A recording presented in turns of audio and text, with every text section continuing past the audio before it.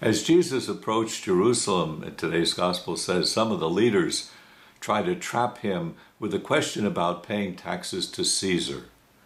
Taxes are always controversial, you know, but in Jesus' time they were more so. This was a Roman tax. No good Jew was in favor of it.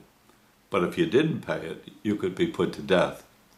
Now you can see that his enemies wanted to discredit Jesus before the people. If he refused to pay the tax, he could be executed.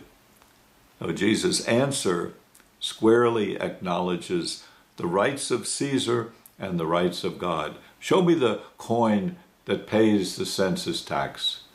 They handed him a Roman coin, and he said, well, whose inscription is on this? Caesar's, they said. Repay to Caesar what belongs to Caesar, and to God what belongs to God. Did you ever think what would happen if Jesus said, don't pay that tax?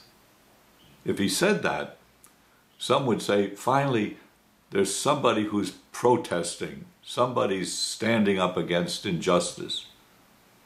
And of course, they would have taken Jesus there and then and executed him.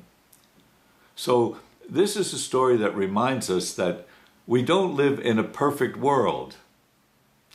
But even in an imperfect world, we have to give to God what belongs to God. We all live in an imperfect world where you pay taxes to Caesar, where we live in a society that's flawed and unfair and unjust.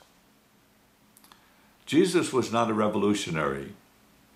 He spoke up against injustice and unfairness, but he wasn't a revolutionary advocating violence. He lived in the world as it was. So is that what he teaches us to do? To live in the world as it is.